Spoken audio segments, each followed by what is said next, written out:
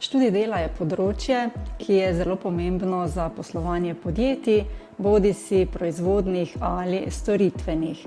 V glavnem se ukvarja z določanjem normativnih časov, kar pomeni, da posnamemo čase trajanja vseh aktivnosti, ki jih je treba izvesti za izdelavo nekega izdelka, običajno do 1/100 minute natančno.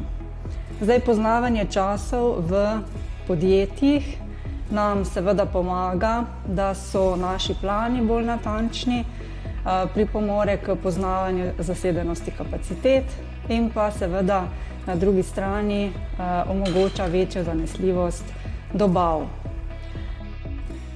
V sklopu raziskovalne opreme RIUM smo v našem laboratoriju pridobili 2 multidati za zajemanje podatkov in pa 2 različna softverja nemškega proizvajalca Drigus. Ta softver je nekoliko bolj obsežen, omogoča tudi izdelavo statističnih analiz in pa planskih časov. Snemanje izvedemo na delovnem mestu, kjer delavec delo izvaja bodisi ročno, se pravi, da gre za različne vrste sestave, montaže, lahko posname, postreže stroj in stroj dela, ali pa imamo tako imenovana sodelovalna delovna mesta, kjer sodelujeta delavec in kolaborativni robot. Te vrste delovnih mest so v raziskovalnem smislu trenutno tudi najbolj zanimive.